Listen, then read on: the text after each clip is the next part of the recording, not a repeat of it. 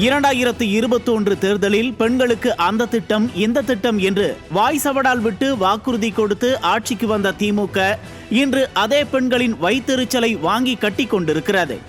1000 ரூபாய் கொடுக்கிறோம் என்று ஏமாற்றி தகுதி நிர்ணயம் செய்ததோடு ஓசி பஸ் என்று கேவலப்படுத்துவது, மேயரை காரில் தொங்க விடுவது என்று பெண்களை கிள்ளுக்கீரையாக பார்க்கும் திமுகவிடம் பெண்களின் வளர்ச்சியை எதிர்பார்ப்பது நியாயமில்லைதான். இதையெல்லாம் திமுகவிற்கு நிர்வாகம் செய்ய திறமை இல்லை என்று கூட எடுத்துக் கொள்ளலாம்.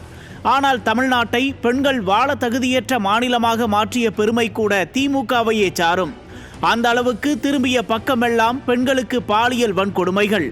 பள்ளிகளில் கல்லூரிகளில் எல்லாம் பெண் குழந்தைகள் முதல் யாருக்குமே பாதுகாப்பற்ற சூழல்.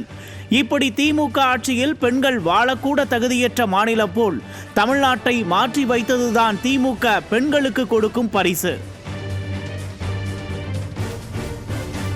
ஆம், இது என்னவோ திமுக மீது குற்றச்சாட்டு சுமத்த வேண்டும் என்ற காரணத்திற்காக சொல்லப்படும் செய்தி அல்ல. 2022ஆம் ஆண்டுக்கு பிறகு தமிழகத்தில் குடும்ப வன்முறை மற்றும் பாலியல் குற்றங்கள் சுமார் 40 முதல் 50% வரை அதிகரித்துள்ளது என்று தமிழ்நாடு மகளிர் ஆணைய தலைவி குமரி இதனை தெரிவித்திருக்கிறார். தமிழ்நாடு மகளிர் ஆணையத்திற்கு வரும் புகார் மனுக்கள் அடிப்படையில் இதை சொல்வதாகவும் அவர் தெளிவுபடுத்துகிறார்.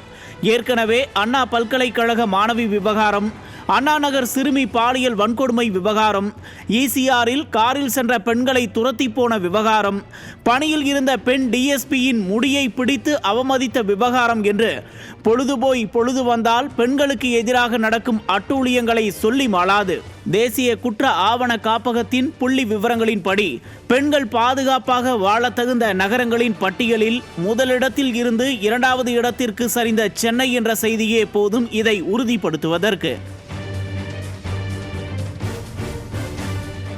பெண்கள் பாதுகாப்பாக இருக்கிறார்கள் என்றால்தான் ஒரு ஆட்சி நன்றாக நடக்கிறது என்று அர்த்தம். அதை உறுதி செய்யத்தான் அதிமுக ஆட்சியில் பல்வேறு பெண்கள் பாதுகாப்பு திட்டங்கள் கொண்டு வரப்பட்டன. நகரம் முழுக்க சிசிடிவி கேமராக்கள், பெண்கள் பேட்ரோல், மகளிர் காவல் நிலையங்கள் என்று பெண்களின் பாதுகாப்பை உறுதி செய்தது அதிமுக. ஆனால் திமுக ஆட்சிக்கு வந்ததில் இருந்துதான் இப்படி பெண்களுக்கு எதிரான அட்டூழியங்கள் நடக்கின்றன. பெண்களுக்கு எதிரான குற்றங்களை தடுக்க நடவடிக்கை எடுக்காமல் இது குறித்து புகார் அளிக்கும் பெண்களை கொச்சைப்படுத்த திமுக நினைப்பதால் தான் பெண்கள் தங்களுக்கு நேரும் அநீதிகளை வெளியே சொல்லவே அச்சம் கொள்கிறார்கள். தமிழ்நாட்டின் இளம் பெண்கள் மற்றும் பெண் குழந்தைகளின் பாதுகாப்பை உறுதி செய்வதற்கு எதுவும் செய்யாமல் தன் மகனை எப்படி கரை சேர்த்துவது, பேரனை எப்போது அரங்கேற்றுவது என்று மட்டுமே கண்ணும் கருத்துமாக இருக்கிறார் முதல்வர். குற்றம் செய்பவர்களுக்கு தண்டனை பெற்று தருவதை விட வேறு என்ன வேலை இந்த அரசுக்கு? ஆக மொத்தத்தில் பள்ளி குழந்தைகள் முதல் பாட்டிகள் வரை பெண்களுக்கு பாதுகாப்பு இல்லையா தமிழ்நாட்டில்?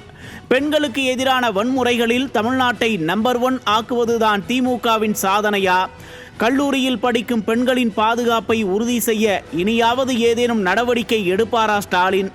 2022ஆம் ஆண்டுக்கு பிறகு தமிழகத்தில் பாலியல் குற்றங்கள் 40 முதல் 50% வரை அதிகரித்திருக்கிறது என்ற புள்ளி விவரம் சொல்லும் செய்தி என்ன?